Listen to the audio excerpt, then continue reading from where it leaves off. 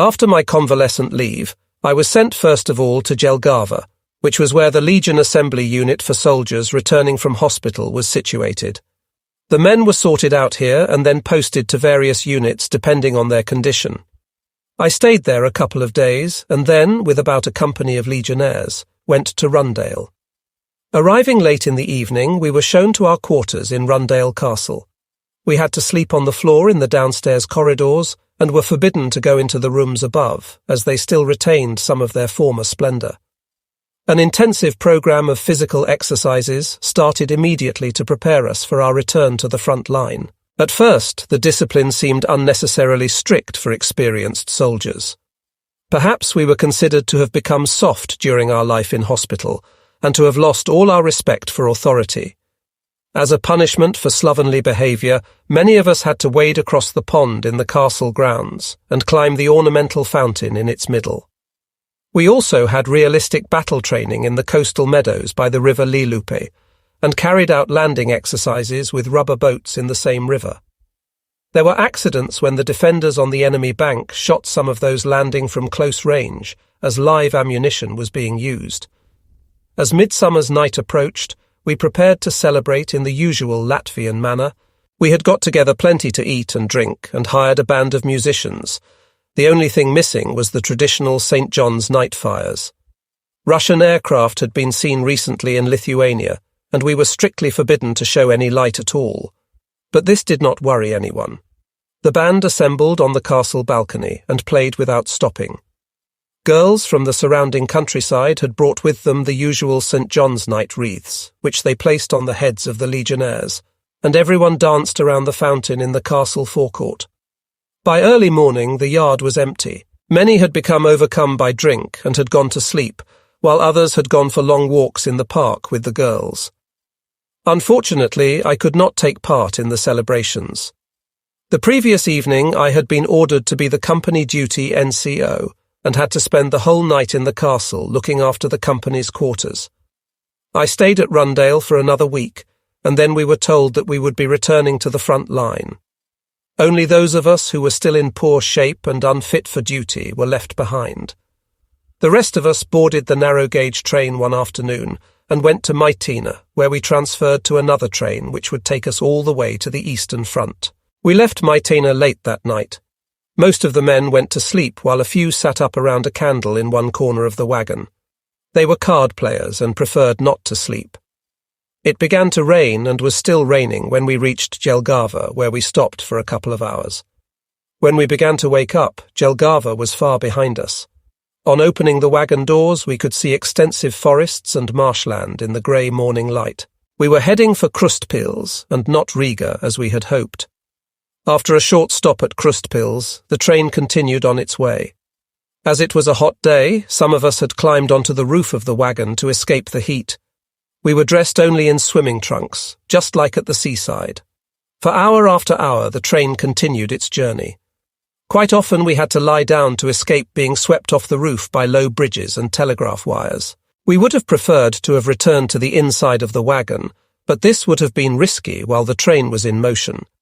It became cold with the setting of the sun, and we were glad to get off the roof at Varaklani when the train stopped there. We reached Rezeknia the same evening and spent the night there.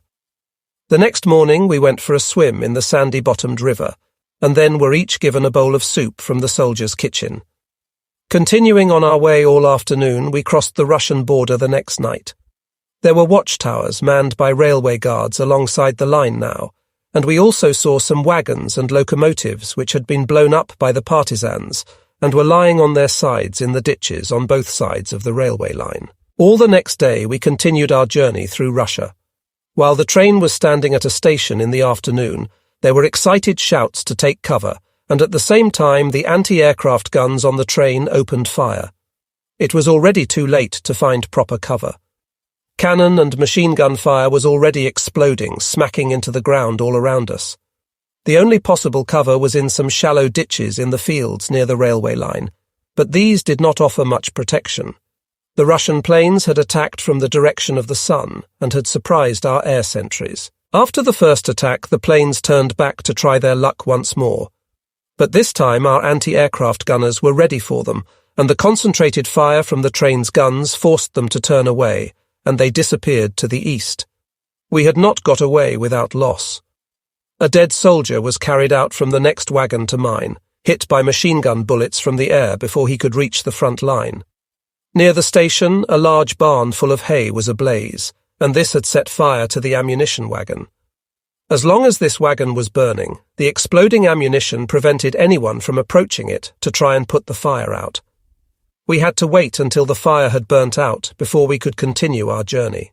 We reached Opochka as the sun set and immediately set off on foot for the front line. I had met an old friend on the train, Corporal Andamanis, who I had known in the Guards Company. During that first night's march, we were ordered to go ahead of the main column of marching men to protect them from surprise attack by partisans. In the quiet summer's night, we walked as carefully as any Indian scouts towards the south, where there was a bridge across the river to our left. But we met no one on the road that night. We could see the far-off glow of flares and hear the distant rumble of gunfire in the direction of the front line. We had to search every bush at the side of the road, a nerve-wracking business. Our eyes were constantly staring into the darkness, as we knew only too well that our chances of survival depended on us seeing the enemy first, and yet we felt a strange sense of adventure. We were ready for instant action. The other men in our scouting patrol followed us a short distance behind, and then came the main body of the column. They too had spread out along both sides of the road in single file and had their rifles at the ready. We had only a couple of short rest breaks during that night, and were able to speed up when it became light, as we did not have to be so wary of partisans anymore. When we reached the bridge, we turned off the main highway towards the east, crossed the river and dispersed in the woods on the left side of the road, where we were told we could rest all day. We slept on the ground in the shade of the trees along the riverbank until Russian aircraft attacked the bridge in the afternoon with machine guns and cannon. We did not go to view the damage afterwards, but could hear shouting coming from the direction of the bridge. It seemed that the bridge had been hit. Leaving the river after dark that evening, we continued on our way. The road was quite new, consisting of wooden blocks and built by the Germans to serve the front line. We walked along each side of the road in single file. Everything was very quiet, and the few lorries and carts were soon swallowed up in the darkness and rising clouds of dust after they had passed us. An attack by Russian aircraft was taking place a couple of miles ahead of us. We could see the flares and ascending tracer from our anti-aircraft guns. Later on, passing the place where the attack had taken place, we saw the bomb craters in the fields on both sides of the road. In the windless night, the smoke and smell of explosives had not yet dispersed, but hung over the ground like thin clouds of morning mist. It seemed that this time the Russians had missed their target completely. The sun was just rising when we stopped to rest for the day on the banks of another river, the Alolya. The small bridge was already prepared for blowing up by the Germans in case of a Russian breakthrough. They had placed 2 large aerial bombs on both sides of the bridge, which were guarded by 2 German soldiers. We rested peacefully all day in some lakeside bushes, continued our march the next night, and reached our destination, the village of Krasnoye, early in the morning.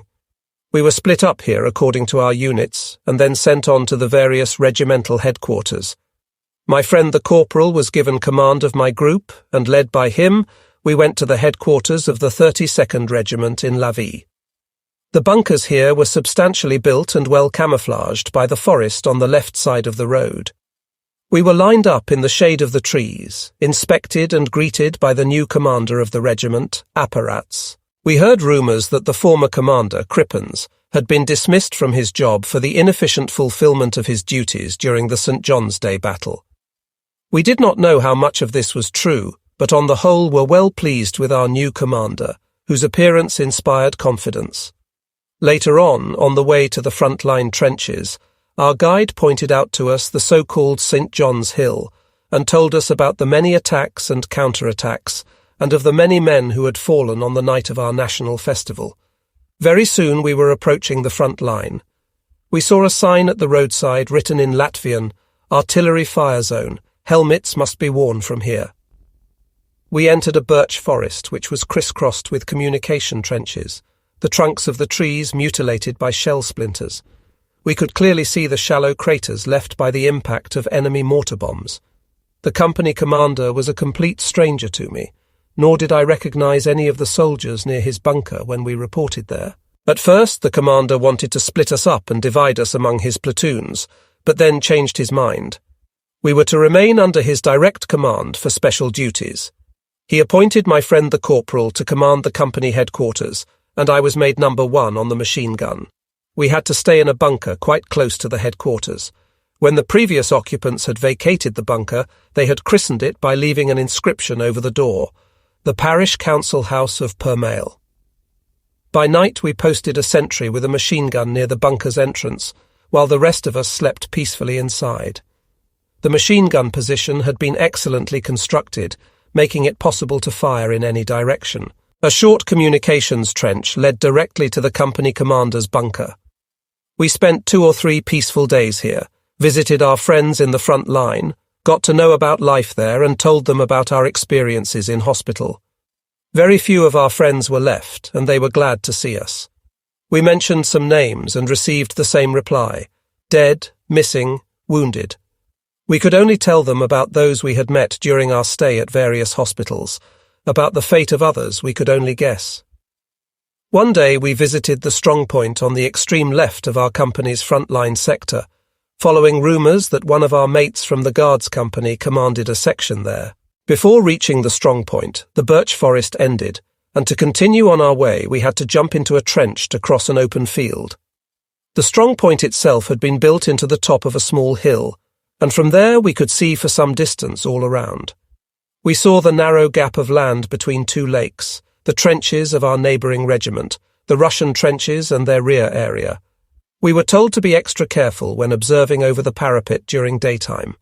The Russians had precisely ranged one of their quick-firing anti-tank guns on this position, and whenever they saw movement, they opened fire.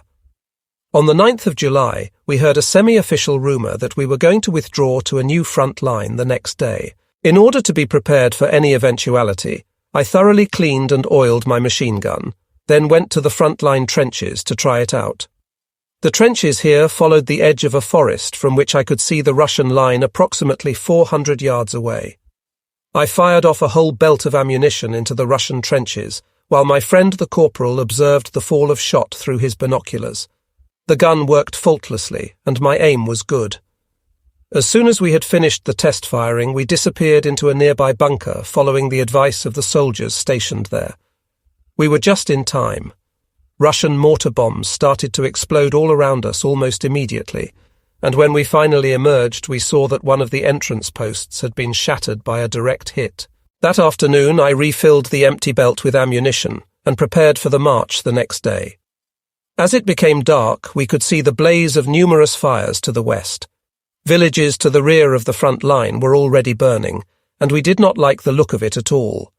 Such fires told the Russians that we were preparing to withdraw, and we did not think that they would let us get away in peace. In the quiet of the night, we could hear the sound of numerous engines from the direction of the Russian lines. We could also hear shouting and singing, which indicated that they were preparing to move as well. A group of men approached our trenches from the rear, crossed the front line and disappeared quietly into no man's land. This was a mine-laying party whose job was to surprise the Russians if they tried to approach us without due care. On the whole, the night passed quietly with only the occasional rifle shot and a mortar bomb which exploded some distance from us. We had already set up the machine gun outside the bunker and were preparing to go to sleep when a runner arrived from the company commander. He ordered us all to get dressed and report to company's headquarters without delay. There we were told to go to the trenches of our neighbouring battalion to investigate the situation. Unconfirmed reports had reached our company headquarters of a Russian breakthrough, and we were to find out if this was true. Approaching the front line from the rear, we came to the headquarters of the neighbouring company, but could not find out anything to clarify things. They knew roughly where the Russians had broken into the front line and sent one of their men with us as a guide. We neared the trenches cautiously, and as we got close, we could hear someone speaking in Latvian, so knew that the enemy were no longer there. We got to know that a group of Russians had crossed the front line, having come up so quietly that the sentry had only noticed them when they leaped over the trench. He had shot at them, but the Russians had disappeared into the bushes to the rear of our line. Now our neighbours had no idea where the Russians were or what they were doing. They were no longer in the immediate area of the front line. That much they did know. We decided to stay with our neighbours for the rest of the night to help out in case of any trouble. The rest of the night was spent watching and listening for any sign of the enemy, until at first light we were able to view the country around us. There was a clearing in the forest between us and the Russians, and in the middle of this was a small log cabin. To find out if there were any Russians inside, we shot it up with our machine guns. The wooden walls splintered, but we could not see any sign of life. We could safely assume that there were no live enemy in the cabin, because we knew that the bullets had passed right through it. By this time the sun had risen, everything was peaceful, and we returned to our company. The 10th of July 1944, we reported to the company commander, and he sent us to our bunker to get some sleep before the retreat that evening. As I was not feeling too tired, I wrote a letter before turning in. In the event I did not have much time to sleep, for someone from outside suddenly wrenched open the door with such force that we all sat up as the runner shouted, "Stand to! A Russian attack is imminent!" As if to reinforce this, we could hear heavy shelling outside, which made us jump up, grab our weapons and equipment, and run out of the bunker. Outside we could hear that the shells were not falling in our immediate vicinity, but on the trenches to the north of us. A few mortar bombs were landing near us, but the right wing of the neighbouring 33rd Regiment was receiving a real pasting. We could only wait and see. We would be in a difficult position if the Russians decided to start a major offensive, as we were preparing to withdraw that evening, and our artillery had already pulled back. The Russian gunfire continued for about half an hour, and then by the sound of it, the Russian infantry was starting to assault our neighbours. As the bombardment ended, it became quieter, and I could clearly hear the voice of our company commander shouting in an agitated voice, "Whatever you do, don't let the Russians get through the gap between the lakes. If they do, everything's lost." I had no idea who he was talking to. He may have been telephoning the 33rd Regiment, but it was possible that he was giving instructions to the strongpoint on our extreme left wing. This strongpoint was situated in front of our trenches, and their machine guns covered the gap between the lakes. If it was the latter, then his order was already too late. Very soon a runner arrived from this strongpoint and reported to the commander that they had a lot of casualties and wounded. The Russians had broken through the neighbouring regiment after a very heavy bombardment by enemy artillery and mortars, which had been so concentrated that the trenches had caved in. Our men in the strongpoint had come under accurate fire from enemy anti-tank guns, which prevented them from using their machine guns. Soon they neither dared show themselves nor use their weapons. The runner was very frightened. His hands were shaking, and he accidentally fired the very pistol hanging from his belt. The flare did not go up in the air, but hit the top of his boot, and before he could get it off, he was severely burnt on his left leg. After he had been bandaged, the runner departed, limping to the rear. Meanwhile, Russian artillery fire on us increased, their shells landing in the birch forest, mutilating the tree trunks with their splinters, breaking off branches and throwing up fountains of earth. We expected the Russians to attack us at any moment, and were prepared for it. We stood to with our rifles and machine guns, and made ready the hand grenades piled up on the sides of the trench. At last it was time to pull out. The company commander appeared from the bunker where he had been sheltering up until then, communicating with the outside world by telephone. We were ordered to cover the retreat of the rest of the company through the lakeside forest. We passed a group of legionnaires pulling an anti-tank gun and went down the hill towards open fields. As we emerged from the forest, we could clearly see the whole company in front of us. We could also see another column of soldiers descending the low hills to the rear of our former front line, but at that distance it was impossible to distinguish whether they were our men or the enemy. It was a hot day, and sweat ran down our backs when we crossed the open space carrying our heavy equipment. All of a sudden we were fired on by rifles, light machine guns fired from the woods to our right, and we could clearly see the tracer passing over the heads of the men in the company. For a moment there was some confusion, but then the company commander raised his hand and pointed to the woods. As one man, the company turned and after a short dash reached the edge of the forest. As soon as I reached the trees, I threw myself down and started firing my machine gun, but as I could not pick out a target among the thick birch trees, I stopped after a few short bursts. Our fire was not returned, and gradually the company ceased firing. It seemed that our sharp, decisive action had beaten off our attackers, and they had run away. We had no time to search the forest, so pulled back to the field, formed up into platoons, and continued on our way. The forest to our right soon ended, and the company was dropping down into a shallow depression, when, without warning, we came under machine gun fire from the right. The fire was so well aimed and delivered from such close quarters that terrible confusion arose in the ranks of the company. The company commander fell with his arm raised to order another counterattack. Within minutes, many of his men had been killed, and the rest of them dispersed to seek some form of shelter from the hail of bullets. But there was little cover in the field, and the Russian machine gun continued its deadly work. When our group at last emerged from the protective cover of the forest, we came across a terrible sight. Our dead and wounded lay all over the shallow, marshy depression in the ground. Some of the wounded were trying to crawl towards the cover of a nearby rye field, but they were stopped by Russian fire. Their machine gun was clearly visible on a low hill to the right of the hollow, only a couple of 100 yards from us. The machine gun kept up a steady fire, and I could see some Russians near it shouting at our men to surrender. The Russian machine gunners had not noticed our group emerging from the shade of the birch forest, and our only chance of escaping capture was to cross the depression into the woods on the other side. I quickly lay on the ground, took careful aim on the Russian machine gun crew, and pulled the trigger. Nothing happened. I tried to pull back the bolt to eject the faulty cartridge, but it had jammed and would not shift. I tried to open the lid on top of the weapon, but without success. The gun was useless, and all I could do was rely on my legs to carry me through as we ran across the depression. Meanwhile, the Russians had spotted us, and their bullets were whizzing all around us. The enemy fire quietened down a bit when my friend the corporal opened fire on them with his machine pistol from behind me. I tried to get across the patch of marshy ground in the middle of the hollow as quickly as possible, but I was hindered by my great skiing boots and the weight of the machine gun. The corporal caught up with me and shouted, "Do not mess about. Throw the bone saw away and get into the rye." He had expended all his ammunition, and the Russians had begun firing once more.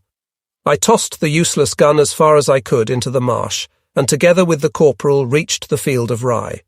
We crawled through the corn towards the woods, followed by Russian bullets, reached the edge of the field, and disappeared into the forest. A small group of us assembled near the edge of the woods, all that was left of our company.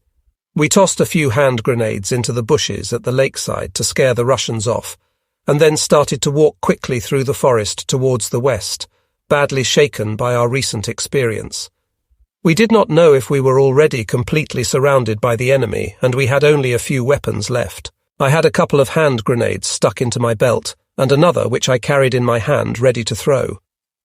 After passing through the forest, we came to the bridge over the small river Velikaya near the headquarters of the 32nd Regiment. We were commanded by Corporal Andamanis, who was the most senior among us now. On the other side of the river, we met a couple of observers hiding in the bushes and watching for the approach of the enemy. The headquarters was already abandoned and the bunkers burnt out or blown up. There was no officer in sight, and after telling the two men about the fate of our company, we continued on our way to the rear. We spent all the afternoon on the road, and it was already dark when we reached the village of Krasnoye, where there was a long column of soldiers passing through, withdrawing to the west. A house was burning somewhere in the village, lighting up the road which passed close to a stone wall on the left-hand side. This wall was constantly struck by bullets, which came from somewhere on the right of the road. The enemy had already got this far. To get past the wall, we walked in the ditches on both sides of the road, as the bullets cracked harmlessly over our heads. Any vehicles had to be driven as fast as possible through the hail of bullets. Behind the village of Krasnoye, we were stopped by an officer who practically begged us to go and check over a clump of trees about 500 yards to the right of the road. If necessary, he would cover us with fire from the anti-aircraft guns which he had lined up on the road, their barrels pointing towards the north. However, on closer inspection, The officer noticed that we had few weapons and were in a bad state, so decided otherwise. "Go to the rear, boys," he said, "but try to get your hands on some weapons somewhere, otherwise you'll be in trouble." We did not have to be told twice. As soon as we had started walking along the road again, several artillery shells landed in the village. We could also hear shouting from the clump of trees which the officer had wanted us to look at, which meant that the Russians were there already. A large piece of shrapnel flew low over our heads and fell on the road, raising a cloud of dust. We crouched down and quickened our pace to try and put some distance between ourselves and the village as soon as possible. We walked in this way all night. The 11th of July, 1944. We neared the village of Panowo as the sun rose after a night spent on the road. We had got to know that the supply unit of our company was there, and after a short search we found them. The supply men received us as someone returning from the dead. They had heard about the fate of our company and were delighted to see us, although they were very sympathetic when we told them about the events of the previous day. They had supplies for the whole company, and because it had almost ceased to exist anymore, we were allowed to take anything we wanted. We also received a couple of bottles of vodka which the supply men had somehow organized during the night. Any of us in need of a weapon was given a rifle and ammunition. We stuffed a few hand grenades into our belts and our spirits improved. We were once again ready to defend ourselves against any eventuality. The CO of the supply unit could not let us stay there for long, as he had just received orders to send everyone back along the road leading to the north, out of the village and to a new blocking position, which was being created to stop the Russian advance. We were each given another mug of hot coffee and then set off along the road indicated. When the village was a couple of 100 yards behind us, we left the road for a meal and a rest. We were hungry after the all-night march, and we had a drink as well. With the first bottle empty and the second being passed round from hand to hand, we noticed a car approaching along the road. It stopped near us, and some officers got out, one of whom shouted in German, calling us over to him. We ran to the car, and a high-ranking officer immediately asked Corporal Andermanis who we were and what we were doing. The corporal did not know much German, and although he tried to explain, he did not get anywhere. We were in trouble, and the officer was getting more and more impatient. In the end, the corporal pointed to me and said, "Dolmetscher." My time with the Guards Company now stood me in good stead. I clicked my heels, saluted according to regulations, and reported, giving the name of our unit and our destination. More importantly, I addressed the officer by his correct rank. When he asked me the whereabouts of our company, I told him what had happened the day before. I also told him that we were only resting for a short time before continuing on our way to the front line. The officer became more amenable. "Good," he said. "You at least have weapons. Do not stay here for long, but get going." We did not dare rest any longer, but picked up our weapons and equipment and started on our way. We did not have to go far, perhaps a mile or so. Here the countryside to the east of the road was open, with a low, marshy, wooded area on the other side to the west. Further west we could see a lake overgrown with reeds. The road north continued for another half-mile and then turned sharply out of sight to the east. There was some rising ground a couple of 100 yards to the east of the road, and on it we could see a line of legionnaires in position. We were assigned to another company, which for the moment was assembled in the field between the road and the hill, to be instructed in the use of anti-tank projectiles, or Panzerfausts, a weapon which we were seeing for the first time. The instructor, a young lieutenant, had just arrived from the front. His smoke-grimed face had a couple of days' growth of beard on it, but he knew his job. He explained quickly and simply the aiming and firing of the projectile, and demonstrated by firing off a couple of the new rockets. All this clearly indicated the imminence of a tank attack, and the constant flow of lorries and carts at high speed along the road to the rear made it plain that they were probably not far away. Some of the drivers were riding on horses, drinking straight from bottles of vodka and shouting to us, "The tanks are coming!" When the stream of vehicles and carts ended and the dust clouds rising from their wheels had subsided, we could hear somewhere to our front the sound of powerful engines and the clatter of caterpillar tracks. We could also hear the sharp cracks of tank guns and the rattle of machine guns. Some of the legionnaires panicked left their positions on the hill and tried to run back, but they were stopped by their officers with drawn revolvers and returned to the position. My friend the corporal and I picked up a couple of the new anti-tank rockets and camouflaged ourselves in position on the left-hand side of the road, where we were well covered by the bushes. We were excited, but tried to keep calm so that we would not miss the tanks with our new weapons. We knew that a decisive moment was at hand. Some of the other legionnaires joined us and spread out in the undergrowth near the road. We checked our rear for an escape route in case our efforts to stop the tanks were in vain.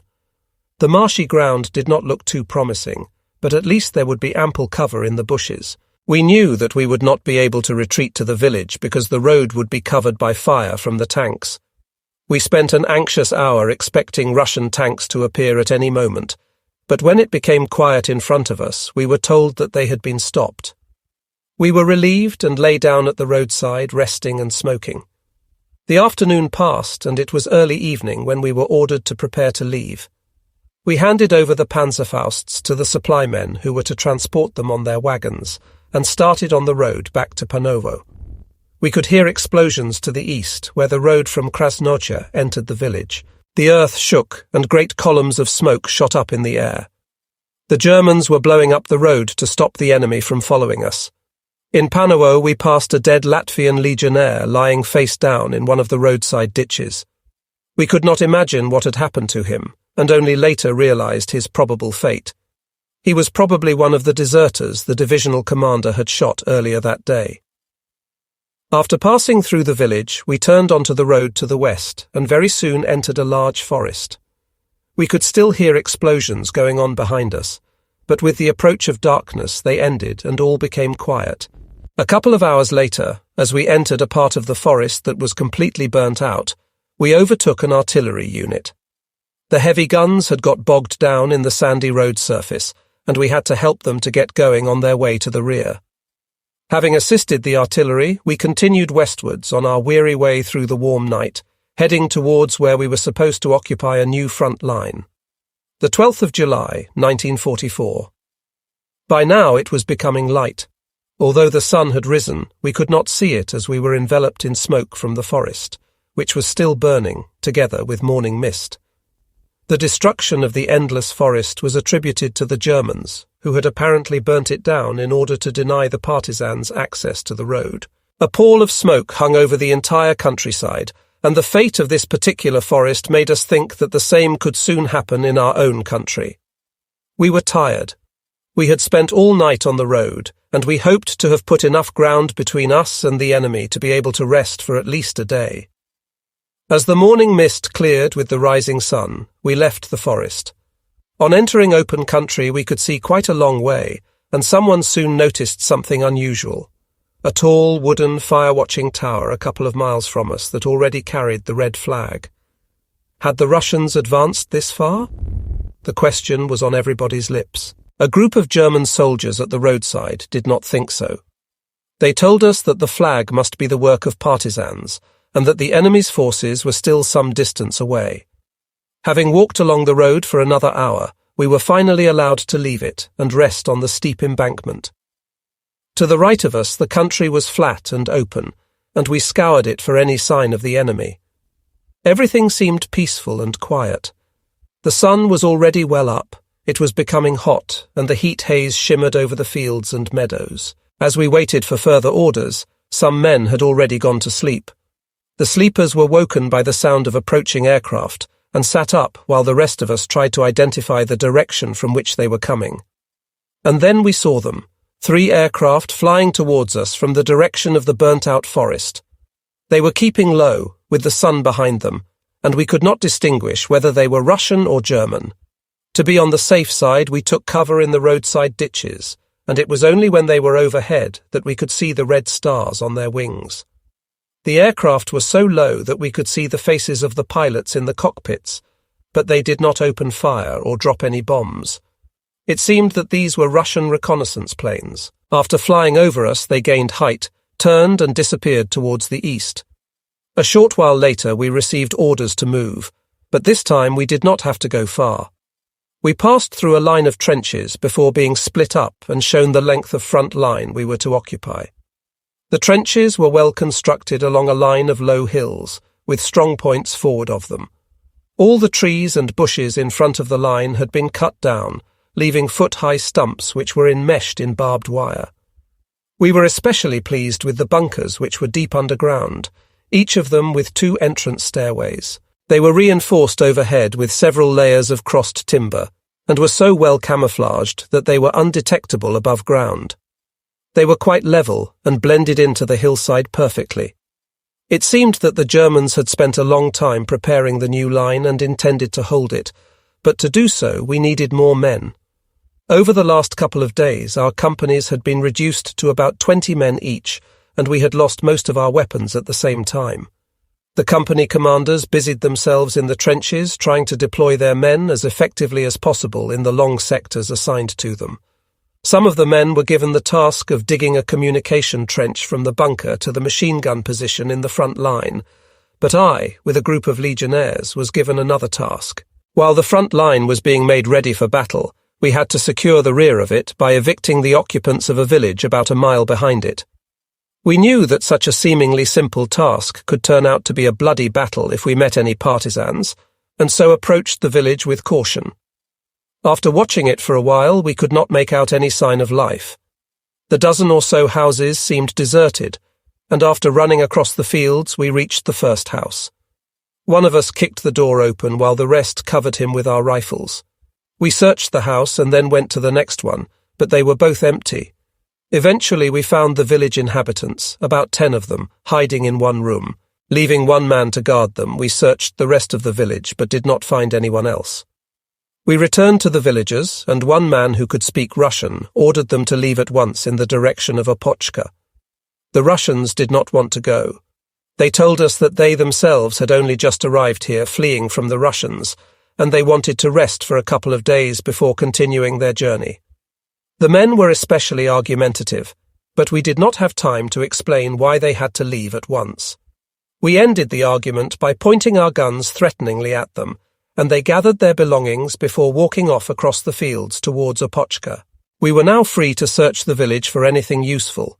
Some chickens were scratching around near one of the houses, and some of the legionnaires started chasing them, but failed to catch any, as the hens disappeared under the buildings.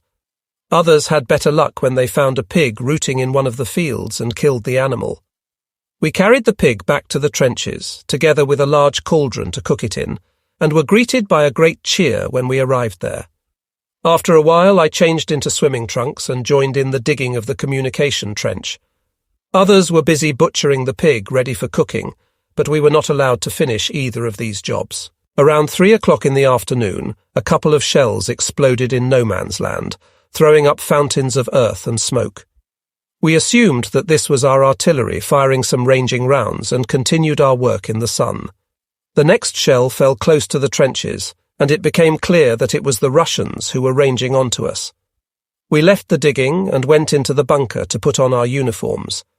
On the way, we had to take cover several times to avoid the bullets fired from an enemy aircraft which had suddenly appeared overhead.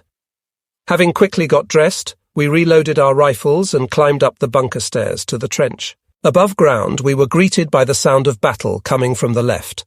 We could hear shouts, the firing of automatic weapons, and the clatter of tank tracks in the direction of a village about a mile to the north of us. A line of legionnaires emerged from the village, took cover in some ditches and began to fire at the houses. A Russian tank followed them along the tree-lined road and moved off quickly towards our rear. Firing near the village increased, and the legionnaires were gradually retreating towards us, so that we were in real danger of being attacked from 2 sides. We had been under increasing artillery fire for some time and could expect a frontal attack at any minute. Now we were threatened from the rear as well. We were too few to offer any real resistance, but at the same time our CO did not want to take the responsibility of giving the order to retreat. All communications with the regiment and division were cut or had not yet been established. We watched the progress of the battle in the neighbouring village for about another quarter of an hour. Suddenly the legionnaires left their line of defence and were immediately followed by a thick line of Russians in 2 groups, one chasing the legionnaires who had abandoned the village and the other heading straight for us. The time had come for a decision, whether to stand and fight without much chance of survival, or to pull out from our positions. Our commander decided on the latter course. We jumped out of the trenches and disappeared into dead ground, running off in the direction of another village to the rear of the front line. At that time, the enemy was still about 300 yards from us, and the village to which we were retreating was some distance off. The sun was very hot, we were sweating and thirsty, and on the way nearly everybody had a drink from a small, peaceful lake enclosed by trees and bushes. The village had been built on a low hill, and from it we could clearly see the long line of Russians following us. It was an excellent defensive position, and we opened effective fire along the fence on the edge of the village. "Just like being on the rifle range," we shouted to each other. The Russians were plainly visible in the afternoon sun, and they had very little cover in the ploughed fields. Many of them fell and remained lying there, while the rest took up positions in ditches and were very soon firing back at us. But their aim was poor, as they were facing directly into the sun and could not see us in the shadows cast by the village trees. We were worried about our left flank where the enemy was still advancing, but they too were very soon stopped by the familiar sound of German machine guns, which we could hear from that direction, and we knew we were not alone. A short while later, we also heard rifle and machine gun fire from behind us, a new development which we did not like at all. If they were Russians, we were surrounded and in serious trouble. I called a couple of my comrades and we went to clarify the situation to the rear of the village. We crouched behind the end houses of the village from where we could see that we were safe. A whole company or more of legionnaires were approaching our village, spread out in a line across the fields, and their machine gunners were firing on our positions. The situation was critical. We could not show ourselves as the machine gun bullets were smacking into the houses with monotonous regularity. It was obvious that they thought that the village was already in Russian hands. Someone tied a handkerchief on the bayonet of his rifle and waved it around a corner. I did the same with my steel helmet, and the firing ceased. Only then did we leave our cover, shouting to them to stop firing and waving our arms. We were just in time. The company was only 100 yards away, their rifles were at the ready, and they were on the point of rushing the village. We were immediately asked all sorts of questions. Then 2 officers appeared, and I reported the situation to one of them. We went back into the village without further delay, and the newcomers spread out among our men in the firing line. During my absence, my friend the corporal had disappeared. I was told that he had been wounded and taken to the centre of the village. After a short search, I found him in one of the houses. The bullet had passed through his left side, and his face was grey from pain and loss of blood. "Don't leave me to the Russians," he kept repeating, and I told him I would see to it that he was taken to the rear. I ran back to the firing line and ordered 3 men to come with me.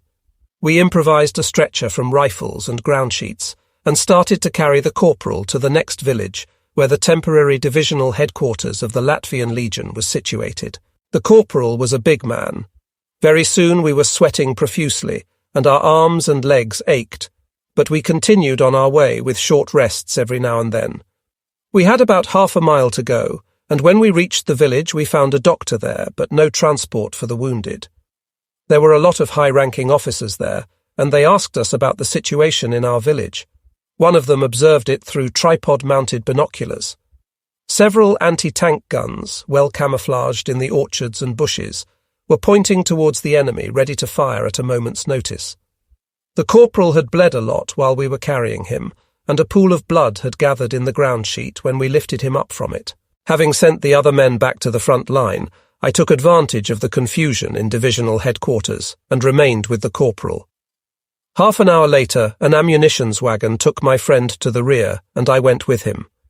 We parted at the casualty collecting station a couple of miles further back. The corporal thanked me by shaking my hand, but said nothing. His face was pale, and he was in great pain. I went back to divisional headquarters alone. It was already dark. A battery of our field guns had taken up a position at the roadside. They were camouflaged in the thick bushes and fired non-stop, covered by thick clouds of smoke from the guns which did not drift away, but hung around them like morning mist.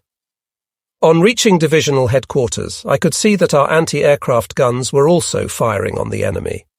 Their tracer flew in long arcs between the villages towards the Russians, who had still not managed to take our village. I did not feel like returning to the front line at night, as I was tired from 3 days and nights without proper sleep or rest, and decided to go to the supply unit of our company for a good night's sleep. I had discovered that the unit was quartered a couple of miles further back, and continued on my way there along the dark road. I knew the commander of the supply unit from my guards company days. He greeted me warmly and said that he could make use of me. They had been strafed and bombed by Russian aircraft, and the next day they had to move. I could take the place of one of the wounded drivers. At first I did not fancy the idea, but he decided the matter for me. Don't be stupid. This'll give you a chance to take things easy. I was in two minds about his offer. I was tempted to accept it, but also felt it was my duty to return to my own unit in the front line. In the end, I decided to stay where I was, at least until the morning, and then make a decision. We had some supper, attended to the horses, and went to sleep in the wagons using horse blankets to cover us. By that time, the front line had quietened down. We were occasionally disturbed by Russian aircraft flying slowly overhead, but at least they did not drop any bombs near us, limiting their attacks to the roads further back, where we could see their flares descending slowly prior to their bombing runs. The 13th of July, 1944. We were awakened by the sound of battle nearby, and could hear the rattle of rifles and machine guns, and the explosions of mortar bombs, coming from behind the forest in which we had spent the night. Sometimes we could also hear the firing of a Stalin organ, the famous Russian multi-barreled rocket launcher, and the drumming of the explosions. We had slept a long time. The sun was already well up, the air was hot and close, but we were protected to some extent by the shade of the trees. Someone decided we should search the forest to the immediate rear of the front line for partisans, to prevent an attack from that direction. A long line of legionnaires emerged from the village, turned to the right, and disappeared into the forest with their rifles at the ready. The fire from the forest continued unabated as Russian rockets kept on coming, and the village caught fire. The flames soon spread from one straw-covered roof to another, and soon the whole village was ablaze. All around was confusion. We were given an order to leave at once, drive to the bridge, and after crossing the river to continue to Opochka. We had already packed everything onto the wagons, harnessed the horses, and were able to set off immediately.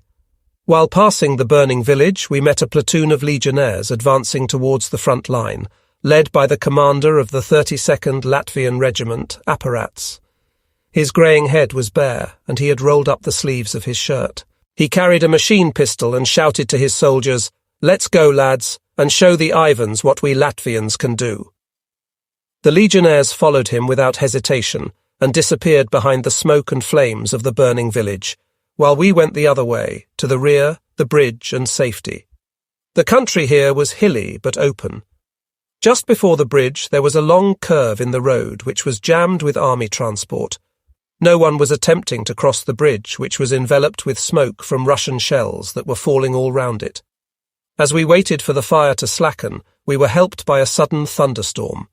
It rained so heavily that we were wet through in no time, but did not mind at all, as the rain also prevented Russian artillery observers from seeing the bridge and adjusting their fire.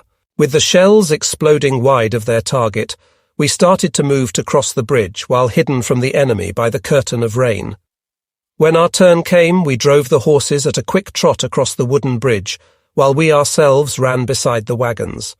Although the current below the bridge seemed ominously fast as the river was in spate, it was not very wide, and we were soon across. Even as we reached other side, a shell exploded by the road, throwing up a great cloud of sand and smoke. The horses strained and pulled the wagons quickly up the steep incline, and as the rain died away, we reached the main road to the north and Opochka. After continuing for another hour, we eventually left the road for a rest until the evening, drying our clothes and boots in the sun and feeding the horses. Setting off again in the gathering gloom, we approached Opochka when it was quite dark. Our artillery had taken up positions near the southern outskirts of the town and were firing non-stop at the enemy, which frightened our horses. In front of us, the sky was lit up by the burning town, and behind us we could see the glimmer of frontline flares. We drove into the town and were directed by the German military police to turn to the left, towards the border of Latvia. Leaving the burning town behind us, we continued in the dark along the road, which was jammed by military transport. As we wanted to put as much distance as possible between us and the Russians, we carried on slowly until the morning, and only then stopped to rest the horses and get some sleep ourselves.